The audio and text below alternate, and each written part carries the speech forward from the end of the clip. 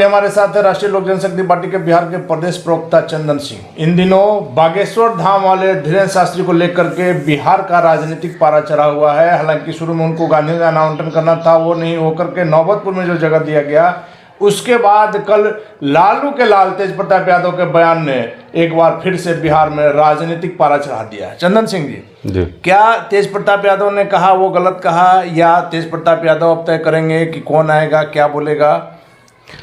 देखिए अनिल जी, तुष्टीकरण की राजनीति राष्ट्रीय जनता दल करती है। ये कहीं से उचित नहीं था। जब पंडित धीरेन्द्र शास्त्री जी मध्य प्रदेश में भी प्रवचन करते हैं, कथावाचक हैं, कई जगहों पर कथा उन्होंने कहा है, और कहीं भी एक भी घटना हिंदू मुसलमान की नहीं हुई है। तो एक वोट बैंक की राजनीति के लिए राष्ट्रीय जनता दल के जो मंत्री हैं, तेज प्रताप यादव जी का ये बयान था, और बहुत हल्का बयान था कि हम एयरपोर्ट पे घेराव करने का काम करेंगे अगर हिंदू मुसलमान करेंगे। अरे आप कहाँ से आपको ज्ञात हो गया कि हिंदू मुसलमान करते हैं? अगर कोई कथावाचक राष्ट्रवाद की बात करता है, सद्भावना की बात करता है, सनातन की बात करता है, हिंदुत्व की बात करता है, तो आप लोग को चुभने क्यों लगता है?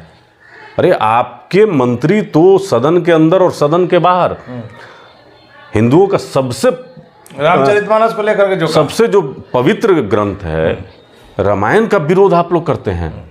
आप तो मंडल और कमंडल की बात करते हैं। तो जातीय उन्माद अगर बिहार में 90 के दशक में अगर किसी ने पोषित किया है, वह राष्ट्रीय जनता दल है।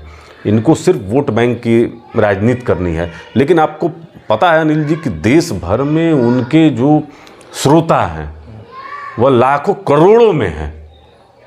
पटना के गांधी मैदान में मांगा गया था कि भाई आप, चलिए सरकार की बाध्यता थी, किसी कारण से नहीं दिया। नहीं, सरकार की बाध्यता नहीं है। जब आप मनसा बना लें कि हिंदुत्व से जुड़ा हुआ किसी भी संत को बिहार में नहीं घुसने दिया जाएगा, और आप नमाज होता है ना गांधी मैदान में, रोड पर होता है, गांधी मैदान में होता है, रैली होती है ना गांधी मैदान में, मेला लगता है ना गांधी मैदान में, तब ऐसी कौन सी बाध्यता थी? ऐसा थोड़े है, बहुत पहले से बहुत कार्यक्रम होते रहे हैं।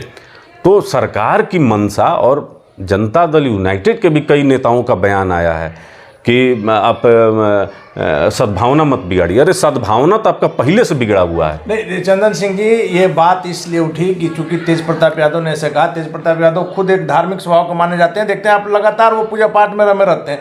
वैसे में सवाल ये उठ रहा है ना कि तेज प्रताप अगर बाहर जा रहे हैं, सवाल ये उठ रहा है कि अगर आप कहीं बाहर जा रहे हैं तो वहाँ की जनता, वहाँ की राज्य की जनता, वहाँ के लोग तय करेंगे कि तेज प्रताप यादव क्या बोलेंगे क्या नहीं बोलेंगे। देखिए, अगर हिंदुत्व के नाम पे अगर आपको पाखंड करना है, त्रिपुंड लगाकर माथा में आप ये साबित मत कर दीजिए ललाट पे कि आप सबसे बड़े हिंदू धर्म के मानने वाले हैं। आप तो बाघ का खाल भी लपेट लेते हैं। तो कई वीडियो उनके हैं, लेकिन ऐसे बयान ये हिंदू धर्म के मानने वाले, सनातन धर्म को मानने वाले लोगों के हृदय पे कुठाराघात है। और राष्ट्रीय जनता दल यूनाइटेड ये शुरू से करती आई है।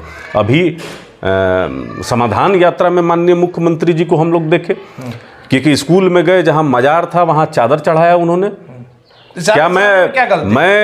क्या मानूं ऐसा कि माननीय मुख्यमंत्री जी और माननीय उप मुख्यमंत्री जी पंडित धीरेन्द्र शास्त्री जी का कथा सुनने के लिए जाएंगे? नहीं, देखिए चंदन सिंह जी, जाना नहीं जाना अपनी इच्छा है।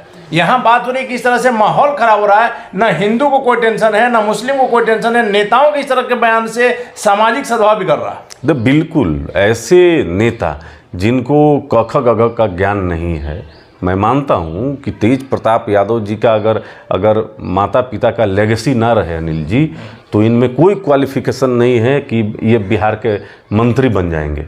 ये आप भी जानते हैं और हम भी जानते हैं। के बेटे हैं, उसका लाभ तो मिलना ही मिलना। वही है। ऐसे बयान देकर बहुत ओछी राजनीति का परिचय तेज प्रताप यादव जी ने दिया है। लेकिन यही तेज प्रताप यादव जब मस्जिद में, मंदिर में जब लाउड स्पीकर से हल्ला हंगामा होता है, अगल बगल के लोग को टेंशन होता है, रोड पर नमाज पढ़ा जाता है, उस समय चुप्पी साध लेते हैं। जब पटना राजधानी में अतीक अमर रहे के नारे लगते हैं, उस समय तेज प्रताप यादव को कोई बयान नहीं आया। प्रताप यादव फेविकॉल खा के बैठ जाते हैं, उनके मुंह से एक भी शब्द नहीं निकलता है। तो मैं बार बार कहता हूँ, अच्छा इसी बिहार में ओवैसी जैसे जो एक कॉम्युनल चेहरा है और जो सांप्रदायिकता को कहीं ना कहीं बढ़ावा देता है और वो हिंदू मुसलमान में एक ऐसे विवादास्पद बयान से झगड़ा लगाने का काम करता है, उस पर तो आप प्रतिबंध नहीं लगाते हैं, उस पर तो आपका कोई बयान नहीं आता। सबसे बड़ा है कि तेज प्रताप यादव कौन है प्रतिबंध लगाने के लिए? सरकार है, आप सरकार के एक मंत्री हैं। बिल्कुल, इस तरीके के बयान बिहार सरकार के किसी मंत्री से आना ये काफ़ी दुर्भाग्यपूर्ण है और सरकार की मंशा को कहीं ना कहीं जाहिर देता है। लेकिन इस बयान के बाद सरकार के किसी वरिष्ठ मंत्री का, किसी बड़े नेता का कोई बयान नहीं आया, किसी ने कोई खंडन नहीं किया। अनिल जी देखिए, ये वो पार्टी है और वो सरकार है। अभी 2 दिन पूर्व का मैं बयान आपको याद दिलाता हूँ कि राष्ट्रीय जनता दल के पूर्व विधायक ने कहा कि पंडित जो हैं वो विदेशी मूल के हैं, ये रसिया से आए हुए हैं, ये बिहार के नहीं हैं। बराबर ऐसे बयान आते हैं। लग रहा अभी है आपको याद होगा वो बयान कि जब इनके आलोक मेहता का बयान आया है कि 10% वाले जो है कि राज नहीं करेंगे, तो अभी इनके जनता दल यूनाइटेड के राज्यसभा के पूर्व सदस्य बिहार को करबला बनाने की बात करते हैं। तो ये कैसे आरोप लगा सकते हैं कि इस तरीके के जो साधु संत हैं वो आके आपका सद्भावना बिगाड़ते हैं तो शहर का। चंदन जी, माना जाए कि जब चुनाव नजदीक है वैसे में जानबूझकर इस तरह का माहौल बनाया जा रहा है। बिल्कुल, ये जातियों में देखिए, एक तो मैं मानता हूं कि आदरणीय नीतीश कुमार जी ने बहुत गलत कदम उठा लिया कि बिहार को जातियों में बांटने लगे, जाति आधारित गणना। तो पहले से है। जाति आधारित गणना। अब लोग यहाँ पर टाइटल में आपकी जाति खोज रहे हैं। देखिए, बिहार से बाहर जब आप जाएंगे तो बहुत ऐसे राज्य हैं अनिल जी जो बहुत आगे निकल गए हैं। मैं आपको आपके पड़ोसी राज्य की तरफ ध्यान दिलाता हूँ। अखिलेश हों या मायावती जी के समय में उत्तर प्रदेश कहाँ था और बाबा योगी आदित्यनाथ के समय में आज कहाँ है? करोड़ों अरबों रुपए उत्तर प्रदेश में आ रहा है इन्वेस्टमेंट पे। वहाँ अपराधी वहाँ पर डर से राज्य छोड़कर भाग रहे हैं। एक ऐसा नहीं तो इनकाउंटर में मारे जा रहे हैं। ऐसा एक वातावरण वहाँ पर कायम हुआ है कि वहाँ पर चहुँ दिशा में प्रगति हो रही है। वही बिहार है जहाँ जातीय उन्माद में धकेलने के लिए यहाँ के नेता लगे हुए हैं। चंदन जी, अगर आप धीरेन्द्र शास्त्री की बात कर रहे हैं तो धीरेन्द्र शास्त्री का भी अगर आप पिछले दिनों का बयान देखेंगे, हिंदू राष्ट्र बनाने वाली बात हो या जिस प्रकार से जो आपको पत्थर मार रहा, चलिए पत्थर मार रहा है ये तो एक बचाव की बात है कि जो आपको पत्थर मार रहा है उसके घर पर बुलडोजर चला दीजिए, ये समझ में आ रहा है। लेकिन हिंदू राष्ट्र वाली बात, ये बयान देने की क्या आवश्यकता है? देखिए, संविधान की मूल भावना जो है अनिल जी, वो हम लोग का हर समाज को लेकर चलने का है। हर जाति, धर्म, पंथ, मजहब को यहाँ मानने का सबको अधिकार है, सबको अधिकार है। लेकिन हिंदू जो एक जीवन पद्धति है, इसमें सभी जाति, धर्म और मजहब समाहित हैं। ये मानते हैं यहाँ के मुसलमान भी अनिल जी। तो फिर यहाँ सुन लीजिए, यहाँ के भी मुसलमान मानते हैं कि वो कहीं बाहर से, अरब से नहीं आए थे। चूंकि जो हम लोग पे मुगल का जो आक्रमण होता था, इसमें धर्म परिवर्तन हुआ और यहीं के हिंदू को धर्म परिवर्तन किया गया। ये सैकड़ों साल से यहाँ पर यही लोग हैं, कहीं से इनके पूर्वज अरब से नहीं आए थे। तो ये पूरे धर्म को हिंदू एक। चंदन जी, हमारा सवाल शुरू में भी यही था, अभी भी आपसे यही है कि लोगों को कोई दिक्कत नहीं। आपने देखा होगा कई मुसलमान जो है वो छठ का व्रत करते हैं, मुस्लिमों के जो पर्व रहते हैं उसमें हिंदू बढ़ चढ़ के हिस्सा लेते हैं। वैसे में जब लोग एक हैं, उनके मन में किसी प्रकार का भ्रम नहीं है, तो नेताओं के इस प्रकार के बयान से दिक्कत हो रही है। ये एक जानबूझ के, अगर आप पैटर्न को देखिएगा, आप तो प्रबुद्ध पत्रकार हैं, आप जब राष्ट्रीय जनता दल का इतिहास 90 के दशक में जब आप देखिएगा तो उस समय से चला आ रहा है। ये जानते हैं कि विकास के नाम पर इनके पास कहने को कुछ नहीं है।